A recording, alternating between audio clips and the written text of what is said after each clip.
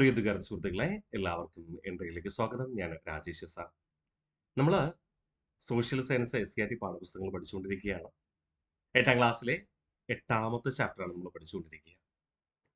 അതിൽ ആദ്യ ക്ലാസ് നമ്മൾ കഴിഞ്ഞ ക്ലാസ്സിലൂടെ പ്രധാനമായിട്ടും വടക്കൻ കേരളത്തിലെ അധികാര സമ്പ്രദായത്തെക്കുറിച്ചും അതായത് ഭരണ സമ്പ്രദായത്തെക്കുറിച്ചും അതായത് ആദ്യ കാലഘട്ടത്ത് മൈസൂർ രാജവംശത്തിന് കീഴിലായിരുന്നു നാട്ടുരാജ്യങ്ങൾ ഏകീകരിക്കപ്പെട്ടത്. തുടർന്ന് മൈസൂർ സാമ്രാജ്യത്തെ 3ാം ആംഗ്ലോ മൈസൂർ യുദ്ധത്തിൽ പരാജയപ്പെടുത്തിക്കൊണ്ട് ബ്രിട്ടീഷുകാർ മലബാർ അഥവാ വടക്കൻ കേരളം ഏറ്റെടുത്തു.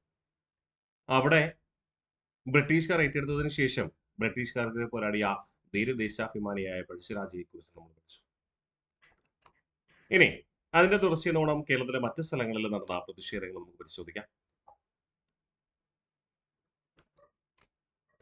തിരുവിതാംകൂർ ഭരിച്ചിരുന്ന ബാലരാമവർമ്മ മഹാരാജാവിന്റെ ദളവ അഥവാ പ്രധാനമന്ത്രിയായിരുന്നു വേലുത്തമ്പി. 1805 ഇംഗ്ലീഷ് ഈസ്റ്റ് ഇന്ത്യ കമ്പനിയും തിരുവിതാംകൂർ രാജാവും തമ്മിൽ ഒപ്പിട്ട ഒരു കരാറിലൂടെ തിരുവിതാംകൂറിന്റെ രാഷ്ട്രീയ സ്വാതന്ത്ര്യം ഇല്ലാതാവുകയും ഭരണം ബ്രിട്ടീഷ് റെസിഡന്റ് ആയ മെക്കാളയുടെ നിയന്ത്രണത്തിലാവുകയും ചെയ്തു. ഇവിടെ ഒരു കരാർ ഒപ്പുവെച്ചെന്നാണ് പറഞ്ഞതെങ്കിലും യഥാർത്ഥത്തില് തിരുവിതാംകൂറും ബ്രിട്ടീഷുകാരും തമ്മിൽ സൈനിക സഹായ വ്യവസ്ഥയിൽ ഒപ്പുവെച്ചത് സൈനിക സഹായ വ്യവസ്ഥിതിയിൽ ഒപ്പുവെച്ചതാണ് 1805. നമ്മൾ സൈനിക സഹായ വ്യവസ്ഥിതി പഠിച്ചിരുന്നു അല്ലേ? ഒന്നാമത്തെ ചാപ്റ്ററിൽ 8ാം ക്ലാസ്സിലെ 1ാമത്തെ ചാപ്റ്ററിൽ സൈനിക സഹായ വ്യവസ്ഥിതിക്ക് പഠിച്ചിട്ടുണ്ടായിരുന്നു. 1ാമത്തെ ചാപ്റ്ററിലും അതോടൊപ്പം 2ാമത്തെ ചാപ്റ്ററിലും പഠിച്ചിട്ടുണ്ടായിരുന്നു. ഈ ചാപ്റ്ററിൽ സൈനിക സഹായ വ്യവസ്ഥിതിയിലെ കണ്ടീഷൻസ് ഒക്കെ നമ്മൾ പറഞ്ഞിട്ടുണ്ടായിരുന്നു അല്ലെ? സൈനിക സഹായ വ്യവസ്ഥയിൽ ഒപ്പുവെക്കുന്ന നാട്ടുരാജ്യം ഒരു കമ്പനി ബ്രിട്ടീഷ് സൈന്യത്തെ ആ രാജ്യത്ത് താമസിപ്പിക്കണം. ആ സൈന്യത്തിന്റെ പൂർണ്ണ ചിലവ് നാട്ടുരാജാവ് നിർവഹിക്കണം. ബ്രിട്ടന്റെ പ്രതിനിധിയായി ഒരു റെസിഡന്റിനെ നിയമിക്കും. അതൊന്ന് കണക്ട് ചെയ്ത ഇവിടെ.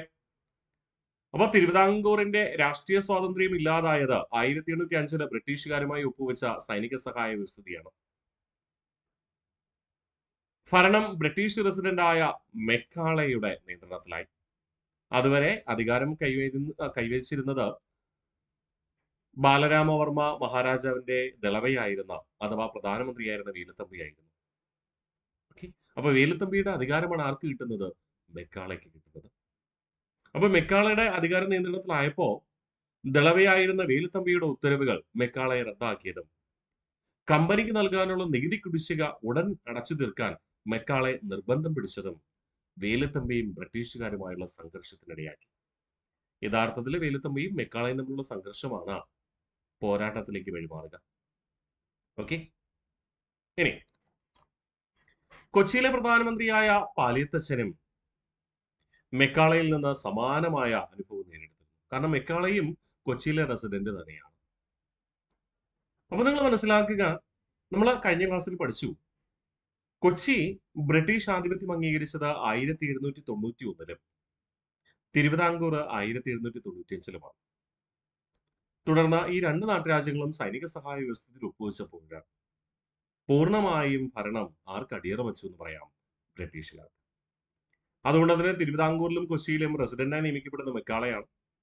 മെക്കാള നിയമിക്കപ്പെട്ടപ്പോൾ അതുവരെ കൊച്ചിയുടെ അധികാരം കൈയാളിയിരുന്ന കൊച്ചി പ്രധാനമന്ത്രിയായ പാലിയത്തച്ഛനും അധികാരം നഷ്ടപ്പെട്ടു.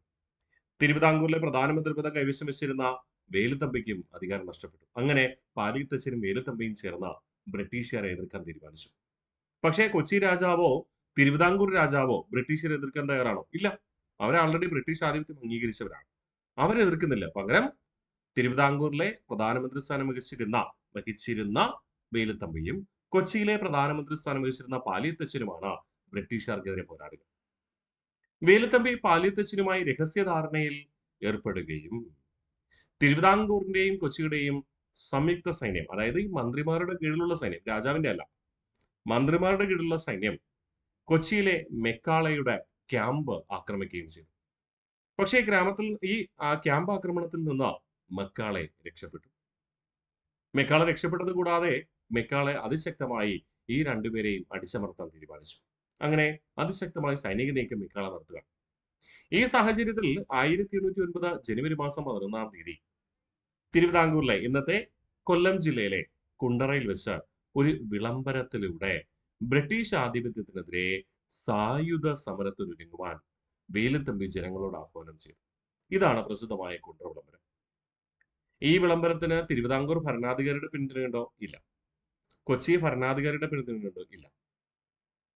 അദ്ദേഹം സ്വമേധയാ ബ്രിട്ടീഷുകാരെ എതിർക്കുന്നതിന് വേണ്ടി ഇന്നത്തെ കൊല്ലം ജില്ലയിലെ തിരുവിതാംകൂറിലെ കുണ്ടറയിൽ വെച്ച് ബ്രിട്ടീഷ് ആധിപത്യത്തിനെതിരെ സായുധ സമരത്തിനൊരുങ്ങാൻ ജനങ്ങളോട് ആഹ്വാനം ചെയ്തു. ജനങ്ങള് ബ്രിട്ടീഷ് ആധിപത്യത്തിനെതിരെ തിരുവിതാംകൂർ ഭരണാധികാരി അംഗീകരിക്കാത്ത ഈ വിപ്ലവത്തിന് ഒരുങ്ങുമെന്ന് നിങ്ങൾക്ക് തോന്നുന്നുണ്ടോ? ജനങ്ങളുടെ ഭാഗത്തുനിന്ന് പിന്തുണ ആർക്ക് കിട്ടിയില്ല? ആർക്ക് കിട്ടിയില്ല? നമ്മുടെ വേലുത്തമ്പിക്ക് കിട്ടിയില്ല. കുണ്ടറ വിളംബരം നടക്കുന്നത് കൊല്ലവർഷം അനുസരിച്ച് 984 984 മകരം 1 കൊല്ലവർഷം അനുസരിച്ച് 984 മകരം. 948 അല്ല. SCRT പുസ്തകത്തിൽ 948 അത് പ്രിന്റിംഗ് മിസ്റ്റേക്ക് ആണ്. 984 നിങ്ങൾ ക്രോസ് ചെക്ക് ചെയ്ത് കഴിഞ്ഞാൽ നിങ്ങൾക്ക് മനസ്സിലാകും. 1809 എന്ന് പറയുന്നത് 984 കേട്ടോ. തിരുവിതാംകൂറിനെ സംരക്ഷിക്കുന്നു എന്ന് അവകാശപ്പെടുന്ന ബ്രിട്ടീഷുകാർ നാടിനെ കൊള്ളയടിക്കുകയാണെന്നും തിരുവിതാംകൂറിനെ സംരക്ഷിക്കുന്നു എന്ന് അവകാശപ്പെടുന്ന ബ്രിട്ടീഷുകാർ നാടിനെ കൊള്ളയടിക്കുകയാണെന്നും ഇവർ തുടർന്നാൽ നാട് നശിക്കുമെന്നും ഇവർക്കെതിരെ രാജഭക്തരും ദേശസ്നേഹികളും ആയുധമെടുത്ത് പോരാട്ടത്തിന് തയ്യാറാകണം. ഇതായിരുന്നു കുണ്ടറ വിളംബരത്തിന്റെ ഉള്ളടക്കം. വേലുത്തമ്പി ദളവയുടെ കുണ്ടറ വിളംബരത്തിന്റെ ഉള്ളടക്കം എന്താ? ബ്രിട്ടീഷുകാർ നാടിനെ കൊള്ളയടിക്കുകയാണെന്നും ബ്രിട്ടീഷുകാർ ഭരണം തുടർന്നാൽ നാട് നശിക്കുമെന്നും അതുകൊണ്ട് ബ്രിട്ടീഷുകാർക്കെതിരെ രാജഭക്തരും ദേശസ്നേഹികളും ആയുധമെടുത്ത് പോരാട്ടത്തിന് തയ്യാറാകണമെന്നുമാണ് വേലുത്തമ്പി ആവശ്യപ്പെട്ടത്. പക്ഷേ ജനങ്ങളിൽ ഭൂരിഭാഗം പേരും അദ്ദേഹത്തെ സപ്പോർട്ട് ചെയ്യാൻ തയ്യാറായില്ല. തിരുവിതാംകൂർ രാജാവിന് ദളവയുടെ ഇത്തരം നീക്കങ്ങൾ ഇഷ്ടമായിരുന്നില്ലെങ്കിലും നാട്ടുകാരെ തന്റെ കൂടെ നിർത്തിക്കൊണ്ട് വേലുത്തമ്പി ബ്രിട്ടീഷുകാരോട് പോരാട്ടം തുടർന്നു. അതായത് ഭരണാധികാരിയുടെ പിന്തുണ ആർക്കില്ലായിരുന്നു? വേലുത്തമ്പിക്കില്ലായിരുന്നു. കമ്പനി സൈന്യത്തോട് പരാജയപ്പെടുകയും സഹചരിയായ പാലിയത്തച്ഛൻ സഖ്യത്തിൽ നിന്ന് പിന്മാറുകയും ചെയ്തത് ദളവയ്ക്ക് തിരിച്ചടിയായി മാറി. കമ്പനി സൈന്യത്തോട് പരാജയപ്പെടുകയും സഹചാരിയായ കൊച്ചിയിലെ പ്രധാനമന്ത്രി സ്ഥാനം വഹിച്ചിരുന്ന പാലിയത്തച്ഛൻ സഖ്യത്തിൽ നിന്ന് പിന്മാറുകയും ചെയ്തത് വേലുത്തമ്പിക്ക് തിരിച്ചടിയായി. അദ്ദേഹത്തെ ദളവ പദവിയിൽ നിന്ന് രാജാവ് നീക്കം ചെയ്തു. തിരുവിതാംകൂറിന്റെയും കമ്പനിയുടെയും സംയുക്ത സൈന്യം വേലുത്തമ്പി ഭയം തേടിയ മണ്ണടിയിലെ ഭവനം വളഞ്ഞപ്പോൾ വിദേശ ശക്തിക്ക് പിടികൊടുക്കാതെ അദ്ദേഹം മരണം വരികയാണ് ചെയ്തത്. അതായത് ആത്മഹത്യ ചെയ്തു എന്നർത്ഥം. വിദേശ ശക്തിക്ക് പിടികൊടുക്കാതെ അദ്ദേഹം മരണം വരിച്ചു അഥവാ ആത്മഹത്യ ചെയ്തു. മനസ്സിലായോ? രാജാവിന്റെ പിന്തുണ ഇല്ലായിരുന്നു. ഉണ്ടായിരുന്നെങ്കിൽ ഒരുപക്ഷെ കുറച്ചുകൂടെ പോരാട്ടം തുടരാൻ അദ്ദേഹത്തിന് സാധിച്ചേനെ. അപ്പൊ തിരുവിതാംകൂർ രാജാവിന് ദളവയുടെ ഇത്തരം നീക്കങ്ങൾ ഇഷ്ടമായിരുന്നില്ലെങ്കിലും നാട്ടുകാരെ തന്റെ കൂടെ നിർത്തിക്കൊണ്ട് വേലുത്തമ്പി ബ്രിട്ടീഷുകാരോട് പോരാട്ടം തുടർന്നു. കമ്പനി സൈന്യത്തോട് പരാജയപ്പെടുകയും സഹചാരിയായ പാലിയത്തച്ഛൻ സഖ്യത്തിൽ നിന്ന് പിന്മാറുകയും ചെയ്തത് ദളവയ്ക്ക് തിരിച്ചടിയായി. വേലുത്തമ്പിയെ ദളവ പദവിയിൽ നിന്ന് രാജാവ് നീക്കം ചെയ്തു. തിരുവിതാംകൂറിന്റെയും കമ്പനിയുടെയും സംയുക്ത സൈന്യം വേലുത്തമ്പി ഭയം തേടിയ മണ്ണടി, ഇന്നത്തെ പത്തനംതിട്ട ജില്ലയിലാണ് മണ്ണടി കേട്ടോ, മണ്ണടിയില ഭവനം വളഞ്ഞപ്പോൾ വിദേശ ശക്തിക്ക് പിടികൊടുക്കാതെ അദ്ദേഹം മരണം വരിച്ചു. ബ്രിട്ടീഷ് റെസിഡന്റായ മെക്കാളെ കൊച്ചിയുടെ ആഭ്യന്തര കാര്യങ്ങളിൽ ഇടപെടുന്നത് പാലിയത്തച്ഛൻ എതിർത്തിരുന്നു. അതാണ് പാലിയത്തച്ഛൻ പഴശ്ശിയോടൊപ്പം സഹകരിച്ചുകൊണ്ട് വിപ്ലവം നയിക്കുന്നത്. അതോടൊപ്പം പാലിയത്തച്ഛന്റെ ശത്രുവിന് മെക്കാളെ അഭയം നൽകിയതും പ്രശ്നം രൂക്ഷമാക്കി. തുടർന്ന് തിരുവിതാംകൂർ ദളവയായ വേലുത്തമ്പിയുമായി ചേർന്ന് പാലിയത്തച്ഛൻ ബ്രിട്ടീഷുകാർക്കെതിരെ പോരാട്ടം ആരംഭിച്ചു. ബ്രിട്ടീഷുകാരോട് ശക്തമായി ചെറുത്തു നിന്നെങ്കിലും ഒടുവിൽ അദ്ദേഹത്തെ ബ്രിട്ടീഷുകാർ പരാജയപ്പെടുത്തുകയും മദിരാശിയിലേക്ക് നാടുകടത്തുകയും ചെയ്തു. പഴശ്ശിരാജ സ്വയം ആത്മഹത്യ ചെയ്തു. പാലിയത്തച്ഛൻ എന്ത് ചെയ്തു? മദിരാശിയിലേക്ക് നാടുകടത്തി. അത്രയും. പാലിയത്തച്ഛനെ കൊന്നില്ല, പകരം പിടിയിലാകുകയും അദ്ദേഹത്തെ മദ്രാശിയിലേക്ക് നാടുകടത്തുകയും ചെയ്തു. ആരാണ് പാലിയത്തച്ഛൻ? അതുകൂടെ നമുക്കിവിടെ നോക്കാം. കൊച്ചി രാജ്യത്തെ പാലിയം എന്ന നായർ തറവാട്ടിലെ കാരണവന്മാരാണ് പാലിയത്തച്ഛൻ എന്നറിയപ്പെടുക. പരമ്പരാഗതമായി പാലിയത്തച്ഛൻ ആണ്, അതായത് പാലിയം നായർ തറവാട്ടിലെ കാരണവന്മാരാണ് കൊച്ചി രാജ്യത്തെ മന്ത്രി പ്രമുഖൻ അഥവാ മന്ത്രിമുഖ്യൻ അഥവാ പ്രധാനമന്ത്രി പദം വഹിച്ചിരുന്നത്. പരമ്പരാഗതമായി കൊച്ചിയിലെ പ്രധാനമന്ത്രി സ്ഥാനം വെച്ചിരുന്നത് പാലിയം തറവാട്ടിലെ കാരണവന്മാരാണ്. ആ സ്ഥാനപ്പേര് പാലിയത്തച്ഛൻ എന്നാണ് അറിയപ്പെടുന്നത്. ഇത്രയേ ഉള്ളൂ പഠിക്കുവാനായിട്ട്. സിമ്പിൾ അല്ലേ? ഇനി കുറിച്യരും കുറുമ്പരും ബ്രിട്ടീഷുകാർക്കെതിരെ പോരാടിയ കഥയാണ് അടുത്ത് നമ്മൾ പഠിക്കുക. പഴശ്ശിയെ സഹായിച്ച കുറിച്യരുടെ തലവനായിരുന്നു ആര്? തലക്കൽ ചന്തു. നമ്മൾ പറഞ്ഞു അല്ലെ കഴിഞ്ഞ ക്ലാസ്. അപ്പോൾ പഴശ്ശിയെ 1805 ബ്രിട്ടീഷുകാര് പോരാടി വധിച്ചല്ലോ. പഴശ്ശി വീരമൃത്യു വരിക്കുന്നത് 1805. തുടർന്ന് വയനാട് ഭൂപ്രദേശത്ത് ബ്രിട്ടീഷരെ എതിർക്കാൻ ആരുമില്ലാതെ. അങ്ങനെ ഒരു സാഹചര്യം വന്നപ്പോൾ സ്വാഭാവികമായിട്ട് എന്ത് സംഭവിച്ചു? ബ്രിട്ടീഷുകാരെ പ്രതികാര നടപടികൾ ആരംഭിച്ചു. വയനാട്ടിലെ ഗോത്ര വിഭാഗങ്ങളാണ് കുറിച്യരും കുറുമ്പരും. കലാപത്തിൽ പഴശ്ശിയെ സഹായിച്ചിരുന്ന ഇവരെ ബ്രിട്ടീഷുകാർ ശത്രുക്കളായാണ് കണ്ടത്. എന്തൊക്കെ പ്രതികാര നടപടികളാണ് കുറിച്യർക്കും കുറുമ്പർക്കുമെതിരെ ബ്രിട്ടീഷുകാർ സ്വീകരിച്ചതെന്ന് നമുക്ക് നോക്കാം. ഗോത്ര ജനതയുടെ തുണ്ടുഭൂമികൾ പിടിച്ചെടുത്തു എന്ന് പറഞ്ഞാൽ കൃഷിഭൂമി എന്നാണ് അർത്ഥം കേട്ടോ. പരമ്പരാഗത കൃഷിരീതികൾ തുടരാൻ അനുവദിച്ചില്ല. ഈ പരമ്പരാഗത കൃഷിരീതി എന്ന് പറയുന്നത് ഗോത്ര വിഭാഗം ചെയ്യുന്ന പരമ്പരാഗത കൃഷിരീതി വെട്ടിച്ചുട്ടി കൃഷി അഥവാ പുനം കൃഷി അഥവാ മാറ്റ കൃഷിയാണ്. അതായത് കാട് വെട്ടിത്തെളിച്ച് കൃഷി ചെയ്യുകയും കാട് വെട്ടിത്തെളിച്ച് വെട്ടിത്തെളിക്കുന്ന വസ്തുക്കൾ കൂട്ടി കത്തിക്കും. കത്തിച്ച് ആ ചാരം മണ്ണിനോട് ചേർത്ത് കൃഷി ചെയ്യും. മണ്ണിന്റെ ഫലപുഷ്ടി നഷ്ടമാകുമ്പോൾ വീണ്ടും ഇവർ കാട് വെട്ടിത്തെളിക്കും, അവിടെ കൃഷി ചെയ്യും. വീണ്ടും ഫലപുഷ്ടി നഷ്ടമാകും, അടുത്ത് കാട് വെട്ടിത്തെളിക്കും, കൃഷി ചെയ്യും. ഈ രീതി പരമ്പരാഗത കൃഷി രീതി തുടരാൻ അനുവദിച്ചില്ല. നികുതിയായി സാധനങ്ങൾക്ക് പകരം പണം തന്നെ നൽകണം എന്നാവശ്യപ്പെട്ടു. വനവിഭവങ്ങൾ ശേഖരിച്ചാണ് അവർ ജീവിക്കുക. പ്രത്യേകിച്ച് അവർക്ക് കറൻസി ഒന്നുമില്ല. പൊതുജനങ്ങളുമായി ബന്ധമില്ലാതെയാണ് ഗോത്ര വിഭാഗം താമസിക്കുന്നത് നിങ്ങൾക്കറിയാം. അവർക്ക് കറൻസി ഒന്നും ഇല്ല. അവർ സാധനങ്ങൾക്ക് പകരം സാധനങ്ങൾ കൈമാറ്റം ചെയ്യുന്ന വ്യവസ്ഥയാണ്. അപ്പോൾ അവരെ കൂടുതൽ ബുദ്ധിമുട്ടിപ്പിക്കുന്നതിന് വേണ്ടി, അല്ല പ്രത്യേകിച്ച് പ്രയോജനമൊന്നുമില്ല, അവരെ കൂടുതൽ ബുദ്ധിമുട്ടിപ്പിക്കുന്നതിന് വേണ്ടി നികുതിയായി സാധനങ്ങൾക്ക് പകരം പണം ആവശ്യപ്പെട്ടു. ഇവർക്ക് പണം നൽകാൻ പറ്റുമോ? പറ്റില്ല. ഇനി പണം വേണമെങ്കിൽ എന്ത് ചെയ്യണം? അവരെ ശേഖരിക്കുന്ന വനവിഭവങ്ങള് നാട്ടിൽ, അതായത് നഗരത്തിൽ കൊണ്ടുപോയി വിൽക്കണം. അതിന് അവർക്ക് ഒത്തിരി ചെലവ് വരും. പക്ഷെ നാട്ടിലേക്ക് ഇറങ്ങിപ്പോകാൻ അവരുടെ ഗോത്ര സംസ്കാരം, ഗോത്ര ആചാരം അവരെ അനുവദിക്കുന്നില്ല. അപ്പോൾ എങ്ങനെയെങ്കിലും ഈ ഗോത്ര വിഭാഗത്തെ ബുദ്ധിമുട്ടിപ്പിക്കണമെന്നതാണ് ആരുടെ ലക്ഷ്യം? ബ്രിട്ടീഷുകാരുടെ.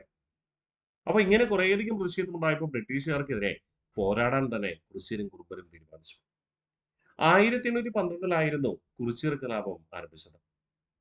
വയനാട്ടിലേക്കുള്ള പാതകളുടെ നിയന്ത്രണം കൈക്കലാക്കിയും പ്രാദേശിക സഹായങ്ങൾ തേടിയെടുത്തും ബ്രിട്ടീഷുകാർക്കെതിരെ ഗോത്ര ജനത പോരാടി. രാമനമ്പി അഥവാ രാമമൂപ്പനായിരുന്നു ഈ കുറിച്യരുടെയും കുറുമ്പരുടെയും നേതാവ്. അപ്പൊ 1812 കുറിച്യർ കലാപത്തിന്റെ നേതാവാണ് രാമനമ്പി അഥവാ രാമമൂപ്പൻ. പഴശ്ശി കലാപ കാലഘട്ടത്ത് പഴശ്ശിയെ സഹായിച്ച കുറിച്യരുടെ തലവനാണ് തലക്കൽ ചന്തു. രണ്ടും നമ്മൾ മാറിപ്പോകുന്നത്. പഴശ്ശിയെ സഹായിച്ച കുറിച്യരുടെ തലവൻ തലക്കൽ ചന്തുവും 1812 കുറിച്യർ കലാപത്തിന്റെ നേതാവ് രാമനമ്പി അഥവാ രാമൻ മൂപ്പനുമായിരുന്നു. സുൽത്താൻ ബത്തേരിയിലും മാനന്തവാടിയിലും ഉണ്ടായിരുന്ന ബ്രിട്ടീഷ് സൈന്യത്തെ ഗോത്രവിഭാഗമായ കുറിച്യരും കുറുമ്പരും നേരിട്ട് ആക്രമിച്ചു. ഇവിടെയൊക്കെ വയനാട് ജില്ലയിലെ സുൽത്താൻ ബത്തേരിയിലും മാനന്തവാടിയിലും ഉണ്ടായിരുന്ന ബ്രിട്ടീഷ് സൈന്യത്തെ നേരിട്ട് ആക്രമിച്ചു. വളരെ പെട്ടെന്നുള്ള ആക്രമണം ബ്രിട്ടീഷ് സൈന്യത്തിന് ഒരുപാട് നാശനഷ്ടങ്ങൾ വരുത്തി. അങ്ങനെ ഒരുപാട് നാശനഷ്ടങ്ങൾ വന്നപ്പോ ബ്രിട്ടീഷുകാർ പരാജയപ്പെടുന്ന ഒരു സാഹചര്യം ഉണ്ടായി. ബ്രിട്ടീഷ് ഭരണാധികാരികളുടെ ചടുലമായ ഇടപെടലോടുകൂടി മൈസൂരിൽ നിന്ന് അധിക സൈന്യം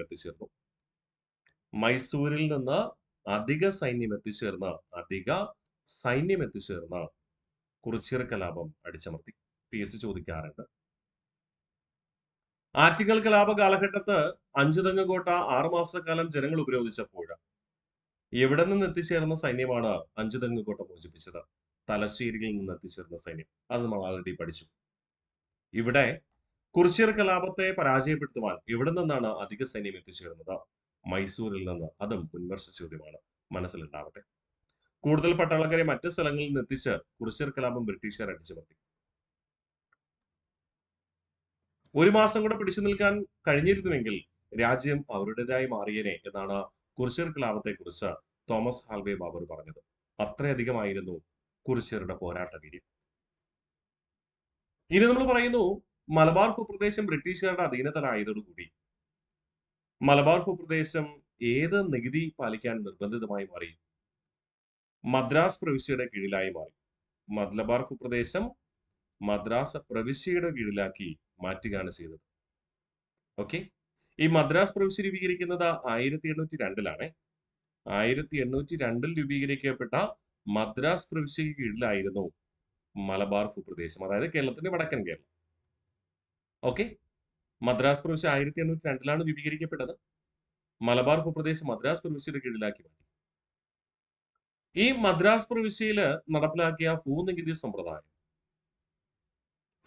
സമ്പ്രദായം ഏതാണ്? നമ്മൾ പഠിച്ചു, SCERT പഠിച്ചപ്പോൾ പഠിച്ചിട്ടുണ്ട്. ഭൂനികുതി സമ്പ്രദായം എന്താണ്? മറന്നുപോയോ? റയട്ട് വാരി സമ്പ്രദായം. റൈറ്റ് വാരി സമ്പ്രദായം 1820-ലാണ് ആരംഭിക്കുക. പഠിച്ചില്ലേ? അതെ, റൈറ്റ് വാരി സമ്പ്രദായം. റേറ്റ് എന്ന വാക്കിന്റെ അർത്ഥം കർഷകൻ. കർഷകൻ നേരിട്ട് എന്ത് ചെയ്യണമായിരുന്നു? നികുതി കൊടുക്കണമായിരുന്നു. ആ നികുതി സമ്പ്രദായം മദ്രാസ് പ്രവിശ്യയിൽ നടപ്പിലാക്കിയതാണ്.